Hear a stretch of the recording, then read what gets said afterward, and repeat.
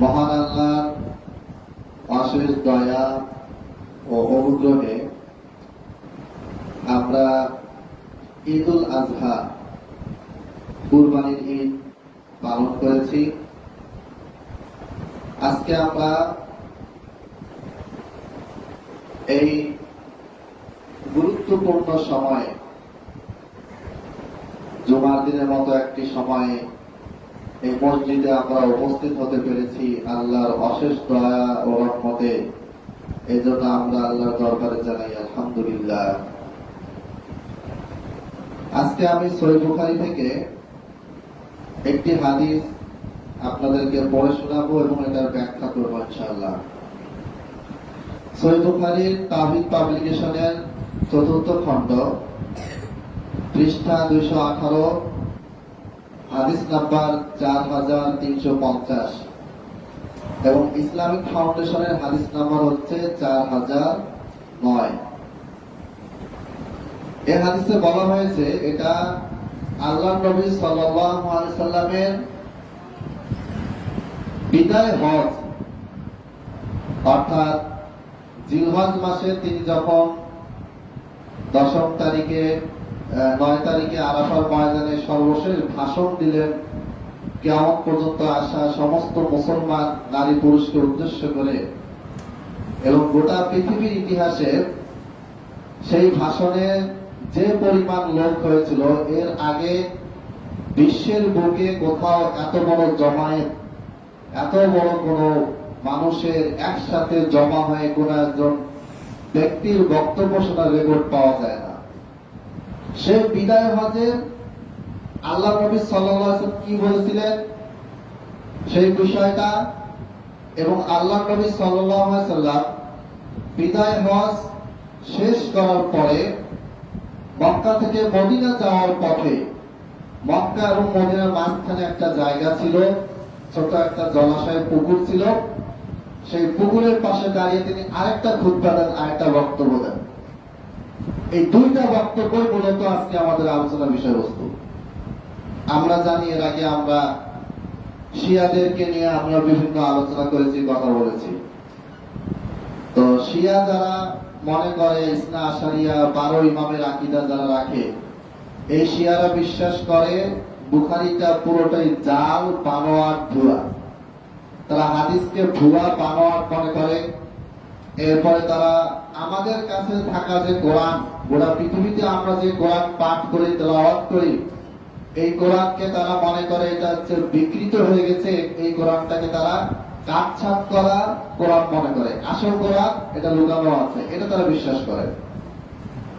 তো তাদের একটা দাবি, অনেকগুলো অযৌক্তিক কুফরি দাবির ভিতরে একটা কুফরি দাবি হচ্ছে এটা, যে আল্লাহ নবী সাল্লাল্লাহু আলাইহি সাল্লাম যেই দিন এই দুনিয়া থেকে চলে গেলেন, সেই দিন আল্লাহ নবী সাল্লাল্লাহু আলাইহি সাল্লামের মৃত্যুর পরে গোটা পৃথিবীর সমস্ত মুসলিম উম্মাহ যার হাতে বায়াত করার কথা ছিল, যাকে খলিফা মানার কথা ছিল, সেই ব্যক্তিটা হলেন আলী রাদিয়াল্লাহু তাআলা আনহু।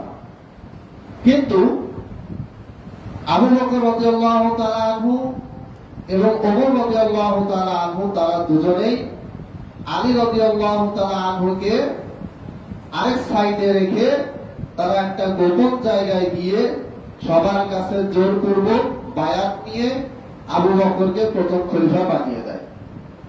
এটা হচ্ছে তাদের দাবি, এবং তারা তাদের কিতাবে, তাদের বক্তব্যে বলেছে কিয়ামতের পূর্বে আবার যখন তারা ক্ষমতায় আসবে, অর্থাৎ তাদের ১২তম ইমাম যখন আসবে, সে এসে আবু বকর এবং ওমরের লাশ কবর থেকে তুলবে, তুলে তাদেরকে শাস্তি দিবে। নাউযুবিল্লাহি মিন যালিক। আসলে ঘটনাটা কি? ঘটনাটা কিছুই না, খুবই সিম্পল, সাধারণ একটা ঘটনা। তারিখে তাবারিতে আছে, আল বিদায়া নিহায়াতে আছে, আরো অনেক কিতাবে আছে। সেটা হচ্ছে আল্লাহ নবী সাল্লাল্লাহু আলাইহি ওয়াসাল্লাম মারা যাওয়ার পরে আবু বকর রাদিয়াল্লাহু তাআলা আনহু এবং আলী রাদিয়াল্লাহু তাআলা আনহু সহ আরো বেশ কিছু সাহাবী আল্লাহ নবী সাল্লাল্লাহু আলাইহি ওয়াসাল্লামকে গোসল দিচ্ছিলেন। তার দাফন কাফনের জন্য তারা প্রস্তুতি নিচ্ছিলেন। সেই সময়ে ওমর রাদিয়াল্লাহু তাআলা আনহু এসে আবু বকরকে বললেন যে আবু বকর, আপনি একটু আমার সাথে চলেন। আবু বকর ওমরকে বললেন, কেন, কি ঘটনা, কি হয়েছে? আমি নবী সাল্লাল্লাহু আলাইহি ওয়াসাল্লামের দাফন কাফনে ব্যস্ত আছি, এই সময় তো অন্য কাজে যাওয়া যাবে না। ওমর রাদিয়াল্লাহু তাআলা আনহু বললেন, না, আপনি চলেন, খুবই বড় একটা সমস্যা হয়ে গেছে। এরপর আবু বকর উঠলেন, উঠার পর আলীকে বললেন যে আলী, তুমি এটা দেখতে থাকো, আমি আসছি। আলী রাদিয়াল্লাহু তাআলা আনহুকে তিনি দায়িত্ব দিয়ে আবু বকর রাদিয়াল্লাহু তাআলা আনহু তিনি কি করলেন, চলে গেলেন সাকিফা বানি সাঈদা, একটা সভাস্থল ছিল যেখানে আনসার এবং মুহাজিররা সভা করছিল। খুবই সিম্পল ঘটনা। এই ঘটনাটাই কিভাবে তারা অন্যদিকে নিয়ে গেল সেটা একটু পরে বুঝতে পারবে। আবু বকর রাদিয়াল্লাহু আনহু যখন দেখলেন যে আনসার এবং মুহাজিররা তারা একটা বাড়িতে একটা সভা বসিয়েছে, সেখানে জমায়েত হয়েছে, আলোচনা করছে। তো আনসারদের বক্তব্য হচ্ছে যে আমরা হচ্ছি মদিনার স্থানীয় মানুষ, আমরা মদিনার স্থানীয় মানুষ, আর মুহাজিররা মক্কা থেকে মদিনায় এসেছে। এই মুহাজিরদেরকে আমরা জায়গা দিয়েছি, তাদেরকে আমরা ব্যবসা বাণিজ্য করতে দিয়েছি, তাদেরকে আমরা সাহায্য করেছি। অতএব আমরা যেহেতু মদিনার স্থানীয় মানুষ, আমাদের ভিতর থেকে একজন ব্যক্তির খলিফা হওয়াটা বেশি গ্রহণযোগ্য, এবং খলিফা আমাদের আনসারদের মধ্য থেকে কি হবে, নির্বাচিত হতে হবে। এদিকে মুহাজিররা বলে উঠল যে আমরা, এটা আলোচনা হচ্ছে, ওখানে যে ঝগড়াঝাটি বিতর্ক হচ্ছে তা না, জাস্ট আলোচনা হচ্ছে। সেই সময় মুহাজির সাহাবী যারা আল্লাহ নবী সাল্লাল্লাহু আলাইহি ওয়াসাল্লামের সাথে হিজরত করে মদিনায় এসেছিলেন, এই সমস্ত সাহাবীরা তারা বললেন, কোরআনে প্রথমে মুহাজিরদের নাম এসেছে, তারপরে আনসারের নাম এসেছে, ওয়াস-সাবিকুনাল আউয়ালুনা মিনাল মুহাজিরিন ওয়াল আনসার। সুতরাং আগে আমাদের মুহাজিরদের ভিতর থেকে কি হবে, একজন ব্যক্তিকে খলিফা হিসেবে দায়িত্ব দিতে হবে, নিয়োগ দিতে হবে। এর মধ্যে কিছু সাহাবী তারা বলে উঠলেন, তাহলে এক কাজ করা যায়, আনসারদের মধ্য থেকে একজন খলিফা হবে, আর মুহাজিরদের মধ্য থেকে একজন খলিফা হবে। তাহলে দুইজন খলিফা থাকবে, দুই দল থেকে আর কোনো ঝামেলা হবে না। তখন ওমর রাদিয়াল্লাহু তাআলা আনহু বললেন যে না, এইভাবে হবে না। কারণ দুইজন খলিফা, দুইজন নেতা যদি থাকে, তাহলে কখনোই নেতৃত্ব চলবে না। একটা প্রতিষ্ঠানে যদি দুইজন হেডমাস্টার থাকে, তাহলে কখনোই কি হবে না, ওই প্রতিষ্ঠান চলবে না। একটা কোম্পানি যদি দুইজন মালিক থাকে, একই পর্যায়ে দুজন মালিক থাকে, তাহলে প্রতিষ্ঠান কি হবে না, চলবে না। তখন বিষয়টা তর্ক বিতর্কের দিকে যাচ্ছে, এবং যে কোনো সময় বিবাদ লেগে যেতে পারে। মানুষ তো, তাদেরকে শয়তান সবসময় উস্কিয়ে দিয়ে ঝগড়ার দিকে নিয়ে যায়। তখন আবু বকর রাদিয়াল্লাহু তাআলা আনহু তিনি দাঁড়ালেন, দাঁড়িয়ে তিনি বললেন যে সবাই তোমরা আমার কথা শোনো। আবু বকর রাদিয়াল্লাহু তাআলা আনহু দুইজন ব্যক্তিকে দাঁড় করিয়ে দিলেন। একজন হচ্ছেন ওমর রাদিয়াল্লাহু তাআলা আনহু, আরেকজন হচ্ছেন আবু উবাইদা ইবনে জাররাহ রাদিয়াল্লাহু তাআলা আনহু। এই দুইজন ব্যক্তিকে আনসার মুহাজির সবাই মানতেন। যেহেতু এই দুইজন ব্যক্তিকে সবাই মানতেন, সেহেতু এই দুইজন ব্যক্তিকে আবু বকর রাদিয়াল্লাহু তাআলা আনহু দাঁড় করে দিয়ে বললেন, তোমরা এই দুইজন ব্যক্তির মধ্য হতে যার হাতে মন চায় তার হাতে বায়াত করো, তাকে কি বানাও, খলিফা বানাও। সবাই চুপচাপ হয়ে গেলেন। সবাই চিন্তা করতে লাগলেন যে আমরা ওমরকে খলিফা বানাবো নাকি আবু উবাইদা ইবনে জাররাহকে খলিফা বানাবো। যখন এটা নিয়ে চিন্তা ভাবনা করছিল, তখন ওমর রাদিয়াল্লাহু তাআলা আনহু বললেন যে হে আবু বকর, আপনি হচ্ছেন সেই ব্যক্তি, যে ব্যক্তি আল্লাহ নবী সাল্লাল্লাহু আলাইহি সাল্লামের জীবদ্দশায় আপনি তার সামনে ইমামতি করেছিলেন, আপনার পিছনে আল্লাহ নবী সাল্লাল্লাহু আলাইহি সাল্লাম সালাত পড়েছিলেন। আপনি হচ্ছেন সেই ব্যক্তি যিনি হেরা গুহাতে হিজরত করার সময়, মক্কা থেকে মদিনায় যাওয়ার সময় আপনি আল্লাহর নবী সাল্লাল্লাহু আলাইহি ওয়াসাল্লামের একমাত্র সঙ্গী ছিলেন। ইযহুমা ফিল গর সানিয়াস নাইনি ইযহুমা ফিল গর। অতএব আপনি হচ্ছেন প্রথম খলিফা হওয়ার সবচেয়ে বেশি হকদার। আমার মতো ওমরের কোনো যোগ্যতা নাই আপনি থাকা অবস্থায় খলিফা হওয়ার। এই কথা বলে ওমর রাদিয়াল্লাহু তাআলা কি করলেন? সবার সামনে আবু বকরের হাত ধরলেন এবং আবু বকর রাদিয়াল্লাহু তাআলা হাত ধরে তাতে বায়াত করলেন আর বললেন যে আমি আপনাকে মুসলিম জাহানের প্রথম খলিফা হিসেবে কি করলাম? মেনে নিলাম। যখন ওমর রাদিয়াল্লাহু তাআলা এটা বললেন, তখন আরেকজন ব্যক্তি যাকে আবু বকর দাঁড় করিয়ে দিয়েছিলেন, আবু উবাইদা ইবনুল জাররাহ রাদিয়াল্লাহু তাআলা, তিনিও বললেন ওমর আপনার হাতে বায়াত করেছে, আপনি সর্বাধিক যোগ্য, অতএব আমিও আপনার হাতে বায়াত করলাম। এরপরে ওই সাহাবী আবু উবাইদা তিনিও কি করলেন? আবু বকরের হাতে বায়াত করে ফেললেন। এরপরে আস্তে আস্তে সমস্ত সাহাবী কি করলেন? আবু বকরের হাতে বায়াত করে দিলেন। এই ঘটনাটা খুবই সাধারণ একটা ঘটনা। এই ঘটনাটাকে চেঞ্জ করে শিয়ারা এমন ভাবে আমাদের সামনে উপস্থাপন করেছে যে আবু বকর ওমর তারা খলিফা হওয়ার স্বার্থ নিয়ে তারা কি করেছে? অন্য জায়গায় আড্ডা বসিয়েছে, আড্ডা বসিয়ে লোকদেরকে ভয় ভীতি দেখিয়ে তাদের হাতে কি করেছে? বায়াত নিয়েছে। চিন্তা করেন, যেই আবু বকর রাদিয়াল্লাহু তাআলা আনহুকে ভালোবাসা হচ্ছে ঈমান, যেই ওমরকে ভালোবাসা হচ্ছে ঈমান, যেই আবু বকর ওমরের নাম প্রথমে আছে, জান্নাতি সাহাবী, সমস্ত সাহাবী জান্নাতি, কিন্তু বিশেষভাবে 10 জন সাহাবীর নাম উল্লেখ করা হয়েছে যাদেরকে আমরা আশারা মুবাশশারা নামে চিনি। এই আশারা মুবাশশারা, এই 10 জন সাহাবীর ভিতরে 1 নম্বরে কার নাম আছে? 1 নম্বরে আছে আবু বকর রাদিয়াল্লাহু তাআলা, 2 নম্বরে আছে ওমর রাদিয়াল্লাহু তাআলা আনহু, 3 নম্বরে আছে ওসমান রাদিয়াল্লাহু তাআলা আনহু, 4 নম্বরে আছে আলী রাদিয়াল্লাহু তাআলা। এই 4 জন সাহাবী, তাদের যে ধারাবাহিক সিরিয়াল আছে, এই সিরিয়ালের বাইরে যাওয়াটাই হচ্ছে গোমরাহি, ভুল কাজ। এই সিরিয়ালের বাইরে কখনো যাওয়া যাবে না। কিন্তু শিয়াদের দাবি, ইরানি শিয়া যারা আছে তাদের দাবি হচ্ছে যে এই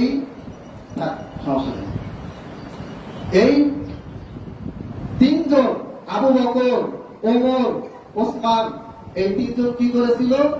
অন্যায় ভাবে আলী রাদিয়াল্লাহু তাআলার কাছ থেকে খেলাফত কেড়ে নিয়েছিল। তাদের দলিল কি? তাদের দলিল হচ্ছে গাদিরে খুনের খুতবা। গাদিরে খুন কি জিনিস?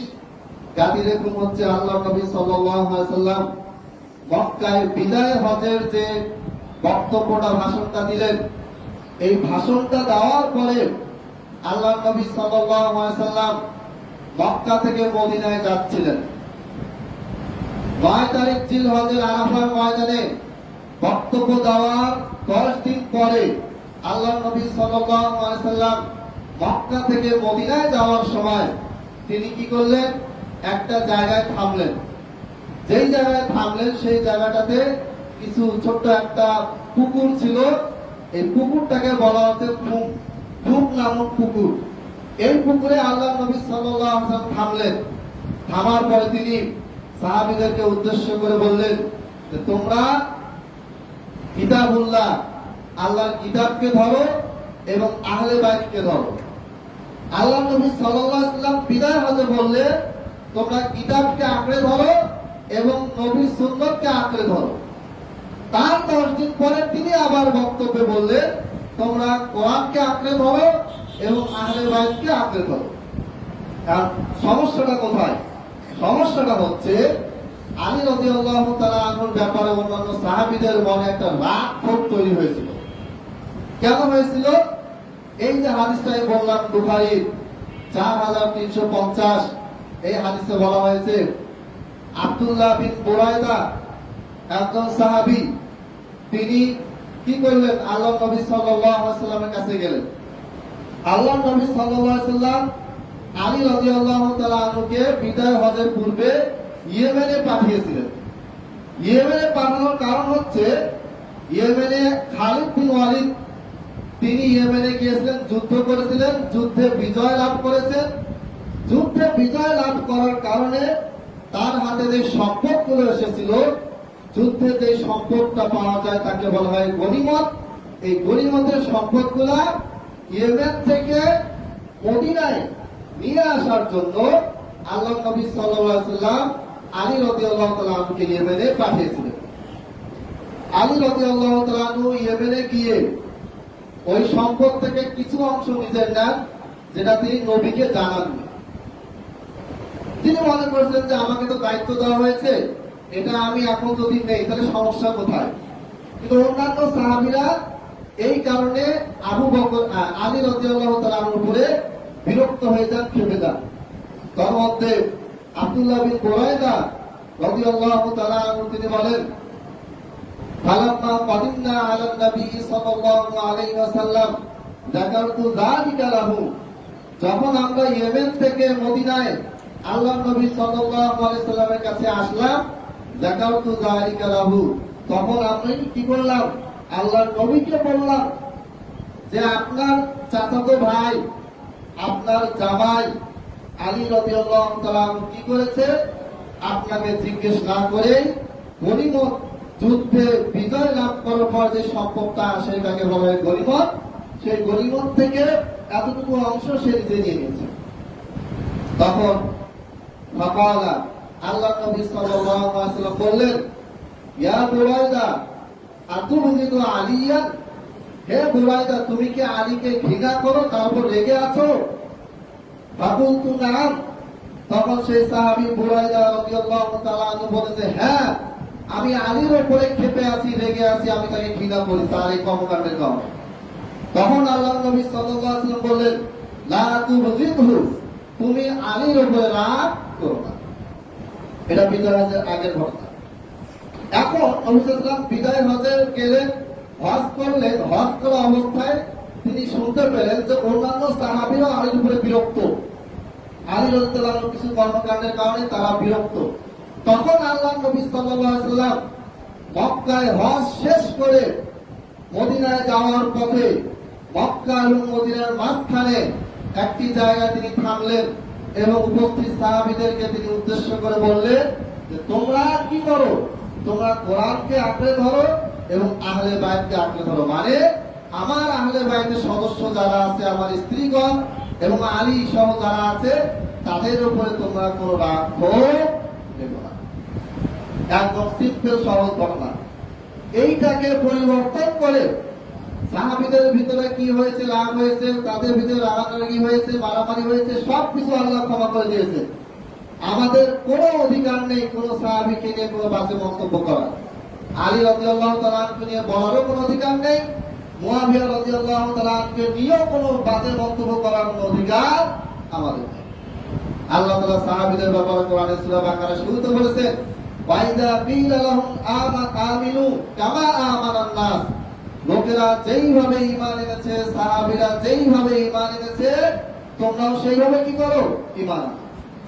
উলাইকা হুমুর রাশিদুন, সাহাবীগণ হচ্ছেন হেদায়েত প্রাপ্ত।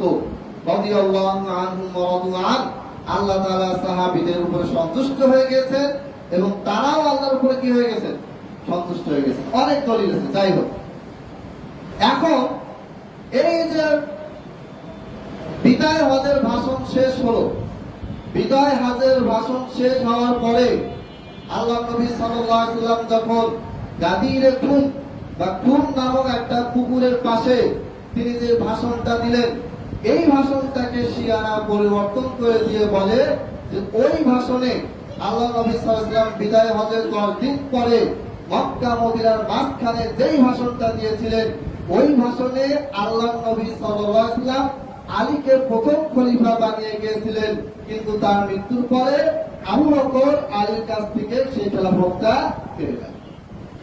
নাউজুবিল্লাহ জালিক। তারা যে হাদিসটার কথা বলে সহিহ মুসলিমের হাদিস, এখানেও সহিহ মুসলিম আছে, ওই হাদিসের পুরো হাদিসে কোথাও আলী রাদিয়াল্লাহু তাআলা আনহুকে খলিফা হিসেবে কোনো কিছু উল্লেখ করা হয়। বলা হয়েছে যে আনা তারিকুন ফীকুম সাকালাইন, আমি তোমাদের মাঝে দুইটা গুরুত্বপূর্ণ জিনিস রেখে যাচ্ছি। আউয়ালুহুমা কিতাবুল্লাহ, প্রথমটা হচ্ছে আল্লাহর কিতাব, তারপরে হচ্ছে আহলু বাইতি এবং আমার আহলে বাইত। আহলে বাইত কারা? হাদিসের শেষেই বলা আছে নিসাউহু মিন আহলি বাইতিহি, আল্লাহর নবীর স্ত্রীগণ হচ্ছেন আহলে বাইত। এরপরে আলী রাদিয়াল্লাহু তাআলা আনহু, ইবনে আব্বাস, তারা এবং তাদের যে বংশধর, এরা সবাই হচ্ছে আহলে বাইত। পুরো হাদিস থেকে জাস্ট আলী রাদিয়াল্লাহু তাআলা আনহুর পয়েন্টটা নিয়ে এই দাবি করা হচ্ছে যে গোটা পৃথিবীতে প্রথম খলিফা হওয়ার কথা ছিল আলী, কিন্তু এটা দখল করে কে নেয়? আবু বকর। নাউজুবিল্লাহ। অথচ আল্লাহর নবী সাল্লাল্লাহু আলাইহি ওয়াসাল্লামের স্পষ্ট হাদিস আছে, তিনি বলেছেন, এখানে একটা পয়েন্ট, সেটা হচ্ছে যদি আল্লাহর নবী সাল্লাল্লাহু আলাইহি ওয়াসাল্লাম আলী রাদিয়াল্লাহু তাআলা আনহুকে যদি প্রথম খলিফা হিসেবে যদি নিযুক্ত করতে চাইতেন যে আমার পরে আলী হবে প্রথম খলিফা, তাহলে বিদায় হজে এই ঘোষণা তিনি কেন দিলেন না? বিদায় হজে আল্লাহর নবী সাল্লাল্লাহু আলাইহি ওয়াসাল্লাম খেলাফত সম্পর্কে বললেন, যদি তোমাদেরকে কোন একজন দাসকেও যদি তোমাদের খলিফা বানানো হয়, আর এই দাস যদি কোরআন সুন্নাহ মোতাবেক তোমাদেরকে পরিচালিত করে, তাহলে তাকেও তোমরা কি করবে? অনুসরণ করবে। এখানে খেলাফতের কথা বললেন, কিন্তু সেখানে আলী রাদিয়াল্লাহু তাআলার নাম তিনি উল্লেখ করলেন না। এবার দেখেন, আল্লাহ নবী সাল্লাল্লাহু আলাইহি ওয়াসাল্লাম বিদায় হজ ভাষণ দিলেন। তার 10 দিন পরে মক্কা এবং মদিনার মাঝখানে গাদিরে খুমের বক্তব্য বা ভাষণটা দিলেন। তারপরে তিনি বাড়িতে গেলেন মদিনায়। মদিনায় গিয়ে যখন তিনি অসুস্থ হলেন, তখন মৃত্যুর 3 দিন অথবা 4 দিন আগে তিনি আয়েশাকে ডাকলেন। আয়েশা রাদিয়াল্লাহু আনহা তো সবসময় কাছে ছিলেনই। তাকে তিনি বললেন, হে আয়েশা, উদউলি আবাকি ওয়া আখাকি হাত্তা আকতুবা লি আবি বকর কিতাবান। হে আয়েশা, তুমি তোমার বাবা আবু বকর এবং তোমার ভাই আব্দুর রহমান বিন আবু বকর, এই দুইজনকে আমার কাছে ডাকো। হাত্তা আকতুবা লি আবি বকর কিতাবান, যেন আমি আবু বকরকে একটা ওসিয়তনামা লিখে দিতে পারি খলিফা হিসেবে। বাইনি আখাফু আন ইয়াকুলা কাইল, কেননা আমি এটা আশঙ্কা করছি আমার মৃত্যুর পরে হয়তো অনেকেই বলবে, ওয়াতামান্না মুতামান্নিন, অনেক ব্যক্তি তারা আশা করে আছে, তারা এটা বলবে, আনা আউলা, আমি হচ্ছি প্রথম খলিফা হওয়ার হকদার। বিভিন্ন জন দাঁড়িয়ে বলবে, আমি হচ্ছি প্রথম খলিফা হওয়ার হকদার। এটা নিয়ে দ্বন্দ্ব তৈরি হতে পারে, এটা নিয়ে ঝামেলা তৈরি হতে পারে। এই জন্য আগেই আমি কি করি? আবু বকরের নামটা লিখে দেই, তাকে ডাকি। এরপরে হাদিসের শেষে বলা হয়েছে, ওয়ায়াকবাল্লাহু আযজা ওয়া জাল্লা ওয়াল মুমিনুনা ইল্লা আবা বকর, আর অন্য কেউ যদি খলিফা হয়, ওয়ায়াকবাল্লাহ, আল্লাহ তাকে অস্বীকার করবেন, মেনে নেবেন না, ওয়াল মুমিনুন, মুমিনরাও কোনদিন তাকে মেনে নেবে না, ইল্লা আবা বকর, আবু বকর ব্যতীত অন্য কাউকে প্রথম খলিফা হিসেবে আল্লাহ মেনে নেবেন না, কোন মুমিনও মেনে নেবেন না। মুসনাদে আহমদ হাদিস 25113 সনদ সহিহ। সহিহ বুখারীতেও সেম কথা আছে, 5342 নম্বর হাদিস। তাহলে স্পষ্টভাবে মুসলিম উম্মাহকে পরিচালনা করার জন্য যেই মহান ব্যক্তিকে আল্লাহ নবী সাল্লাল্লাহু আলাইহি ওয়াসাল্লাম দায়িত্ব দিয়ে গেছিলেন, তিনি হচ্ছেন আবু বকর রাদিয়াল্লাহু তাআলা আনহু। তারপরে যিনি আসেন, তিনি হচ্ছেন ওমর রাদিয়াল্লাহু তাআলা আনহু। তারপরে যিনি খলিফা হন, তিনি হচ্ছেন ওসমান রাদিয়াল্লাহু তাআলা আনহু। এরপরে তিনি আসেন, তিনি হচ্ছেন আলী রাদিয়াল্লাহু তাআলা আনহু। এটা নিয়ে কোনো দ্বিমত, কোনো সমস্যা কোনো কালেও ছিল না। কিন্তু মুসলমানদের অন্তরে সাহাবী বিদ্বেষী ভাব, আবু বকরকে তারা কাফের মুরতাদ বানিয়ে আমাদের সামনে উপস্থাপন করে। প্রত্যেকটা অনলাইন পেজে দেখবেন যে মুয়াবিয়াকে তো গালিগালাজ করে, আবু বকরকে নিয়েও এখন যে পরিমাণ গালিগালাজ তারা করে, যে পরিমাণ তারা হাদিসের বিকৃতি ঘটিয়ে মানুষের ঈমানকে নষ্ট করছে, এটা যদি আপনি নিজ চোখে না দেখেন, বিশ্বাস করতে পারবেন না, কল্পনা করতে পারবেন না। যেইখানে আমাদের ঈমান, সেইখানে তারা হাত দিয়েছে। যার ব্যাপারে আমাদের ঈমান থাকতে হবে যে ইনি হচ্ছে প্রথম খলিফা, আল্লাহর পক্ষ থেকে মনোনীত, আল্লাহর নবী সাল্লাল্লাহু আলাইহি ওয়াসাল্লাম কর্তৃক নির্ধারিত, এই রকম ব্যক্তির ব্যাপারে শিয়ারা আমাদের মনে কি আকীদা লালন করাচ্ছে, কি বুঝাচ্ছে যে প্রথম খলিফা হওয়ার কথা ছিল আলী, আর আবু বকর চালাকি করে খেলাফতটা নিজে ছিনিয়ে নেয়। অথচ শিয়াদের যেগুলো মৌলিক গ্রন্থ, পূর্বের বড় বড় গ্রন্থ, সেখানে বেশ কিছু বড় বড় ইমাম তারাও স্বীকার করেছে যে আবু বকর হচ্ছেন প্রথম খলিফা, আর ফাতেমা রাদিয়াল্লাহু তাআলা আনহার মৃত্যুর পরে, অর্থাৎ আবু বকর খলিফা হওয়ার 6 মাস পরে আলী রাদিয়াল্লাহু তাআলা আনহু নিজে স্বয়ং আবু বকরের হাতে বায়াত করেছিলেন। এখানে অনেক প্রশ্ন তোলা যায়, যদি আল্লাহর পক্ষ থেকে যদি আলী প্রথম খলিফা হিসেবে নির্ধারিত হয়ে থাকে, তাহলে আল্লাহর পক্ষ থেকে নির্ধারিত হওয়া জিনিসকে কেউ খণ্ডাতে পারবে না, যতই মানুষ কি করুক, ষড়যন্ত্র করুক না কেন। কিন্তু আল্লাহর পক্ষ থেকে কাকে 1 নম্বর প্রথম খলিফা করা হয়েছিল, সেটা হচ্ছে আবু বকর। আল্লাহ তাআলার পক্ষ থেকে নির্ধারিত ছিল বলে তিনি কি হয়েছিলেন, প্রথম খলিফা হয়েছিলেন। অতএব সম্মানিত উপস্থিতি, মনে রাখবেন, ফিতনা চারপাশে এত বেশি ছড়িয়ে গেছে, চারপাশে ফিতনা, সাহাবীদেরকে নিয়ে ফিতনা, কোরআন নিয়ে ফিতনা, আল্লাহকে নিয়ে ফিতনা করা হচ্ছে। আল্লাহর অস্তিত্ব নাই, গডের কোনো এক্সিস্টেন্স নাই, তার কোনো অস্তিত্ব নাই। মুহাম্মদ সাল্লাল্লাহু আলাইহি ওয়াসাল্লামের চরিত্র নিয়ে কথা বলা হচ্ছে।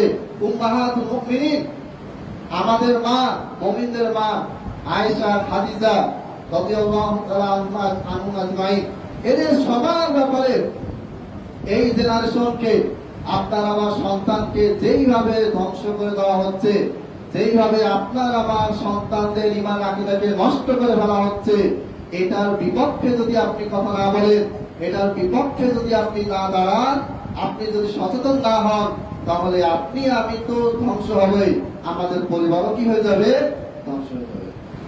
আমি এর আগে একাধিকবার বলেছি যে বাংলাদেশে লাখ লাখ কত পরিবার যে খ্রিস্টান হয়ে গেছে, এটা সচক্ষে না দেখলে বোঝা যাবে না। কুড়িগ্রামে একটা 6 তলার বিশাল বড় বিল্ডিং হয়েছে। সেই বিল্ডিং জানে না যে কিসের বিল্ডিং, পরে ওরা বলতেছে যে আপনাদের বাচ্চাদেরকে পাঠান, এখানে শিক্ষা দেওয়া হবে। স্থানীয় একজন টিচারকে নিয়োগ দেওয়া হলো, সব মুসলমান টিচারকে নিয়োগ দেওয়া হয়েছে, কিন্তু ওই এলাকার একজন টিচারের ঘটনা, ওনাকে নিয়োগ দেওয়ার পরে উনি টিচার হিসেবে নিয়োগ পাওয়ার পরে উনি কয়েকদিন ক্লাস নেওয়ার পরে বুঝতে পারলেন যে এখানে শিক্ষা দেওয়ার নামে অন্য কিছু চলছে। বইয়ে খ্রিস্টান ধর্ম, ইনজিলের নামে বই দেওয়া হয়েছে, এই বইগুলি পড়াচ্ছে, বাচ্চারা পড়তেছে, এবং তাদের মধ্যে আস্তে আস্তে যীশু খ্রিস্টের প্রতি তাদেরকে কি করা হচ্ছে, যে দেখো যীশু খ্রিস্ট হচ্ছে আসল নবী, তিনি আল্লাহর গড, তিনি আল্লাহর পুত্র, এই শিক্ষাগুলো দেওয়া হচ্ছে। তখন সেই টিচার কি করলেন, বললেন যে আমি এখানে চাকরি করতে পারবো না, আমি আর চাকরি করবো না, জাস্ট রিজাইন দিয়েছে। রিজাইন দেওয়ার পরের দিনেই তাকে পুলিশ এসে গ্রেফতার করে নিয়েছে।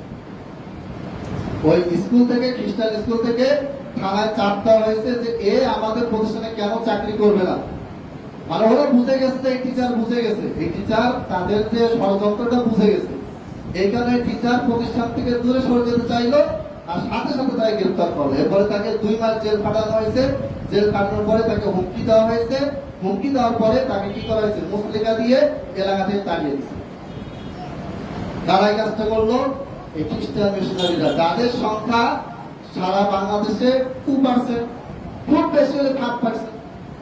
এইটুকু সময়ে, এইটুকু সংখ্যার লোক দিয়ে তারা যদি এত ক্ষমতা দেখাতে পারে, তাহলে কালকে যখন গোটা বাংলাদেশের 20% মানুষ খ্রিস্টান হয়ে যাবে, বা 20% মানুষ ঈমান হারা মুরতাদ হয়ে যাবে, তখন কি হবে? সম্মানিত উপস্থিতি, যাই হোক, যারা পরে এসেছেন তারা অনেকে নাও বুঝতে পারেন। সেটা হচ্ছে যে প্রথম খলিফা হচ্ছেন আবু বকর রাদিয়াল্লাহু তাআলা আনহু, দ্বিতীয় খলিফা ওমর, তৃতীয় খলিফা ওসমান, চতুর্থ খলিফা হচ্ছেন আলী রাদিয়াল্লাহু তাআলা আনহু। কিন্তু আমাদেরকে ভুল শিক্ষা দেওয়া হচ্ছে, সহিহ বুখারী মুসলিমের হাদিসগুলোকে বিকৃতভাবে উপস্থাপন করে আমাদেরকে বোঝানো হচ্ছে যে প্রথম খলিফা হওয়ার কথা ছিল আলী, আবু বকরের খলিফা হওয়ার কোনো কথা ছিল না। কিন্তু আবু বকর ওমর শয়তানি করে নাউজুবিল্লাহ আলীকে অন্যদিকে ব্যস্ত রেখে নিজেরা আনসার মুহাজির সাহাবীদেরকে নিয়ে বৈঠক করে নিজেরা আলীর খেলাফতটাকে কেড়ে নেন। এই যে একটা কুফরি মতবাদ, কুফরি চিন্তা, এইটারই আজকে আমরা বিস্তারিত খোলাসা করলাম। তারপর কারো কোনো প্রশ্ন থাকলে অবশ্যই আমাকে প্রশ্ন পাঠাবেন। আমাদেরকে মনে রাখতে হবে, সাহাবীদের ব্যাপারে যদি আমরা ভুল ধারণা গ্রহণ করি, তাহলে আমাদের ঈমান নষ্ট হয়ে যাবে। একটা হাদিস নাই যে হাদিসটা সাহাবী ছাড়া আমরা পেয়েছি। এই কোরআন সাহাবী ছাড়া আমরা পাই নাই। কোরআন সংকলন করা, কোরআনের বর্ণনা করা, কোরআনের শিক্ষা দেওয়া, কোরআনকে গোটা পৃথিবীতে ছড়িয়ে দেওয়ার কাজ কে করেছেন? সাহাবীরা করেছেন। আল্লাহ নবী সাল্লাল্লাহু আলাইহি ওয়াসাল্লাম তাদেরকে ডিরেকশন দিয়েছেন, তাদেরকে শিখিয়ে দিয়েছেন, তাদেরকে নিজের কাছে বসে শিখিয়েছেন, তারা হচ্ছেন সাহাবী। এই সাহাবীরাই গোটা পৃথিবীতে কোরআন ও হাদিসকে ছড়িয়ে দিয়েছেন। অতএব এই সাহাবীদের সাথে যদি আমাদের সম্পর্কটা নষ্ট হয়ে যায়, তাহলে সাহাবী নাই মানে কোরআন নেই, হাদিস নেই। কারণ সাহাবী থাকলে কোরআন ও হাদিস আসবে, সাহাবী না থাকলে কোরআন ও হাদিস আসবে না। কারণ কোন হাদিস সাহাবী ছাড়া বর্ণিত হয়?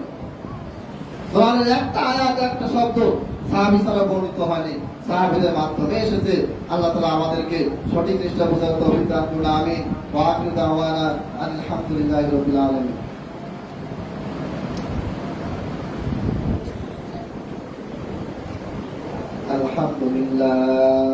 আলহামদুলিল্লাহ নাহমাদুহু ওয়া নাস্তাঈনুহু ওয়া নাস্তাগফিরুহু ওয়া নু'মিনু বিহি ওয়া নাতাওয়াক্কালু আলাইহি ونعوذ بالله من شرور أنفسنا ومن سيئات أعمالنا من يهده الله فلا مضل له ومن يضلل فلا هادي له وأشهد أن لا إله إلا الله وحده لا شريك له وأشهد أن محمدا عبده ورسوله اللهم صل على محمد وعلى آل محمد كما صليت على إبراهيم وعلى آل إبراهيم إنك حميد مجيد اللهم بارك على محمد وعلى آل محمد كما باركت على إبراهيم وعلى آل إبراهيم إنك حميد مجيد ربنا آتنا في الدنيا حسنة وفي الآخرة حسنة وقنا عذاب النار ربنا ظلمنا أنفسنا وإن لم تغفر لنا وترحمنا لنكونن من الخاسرين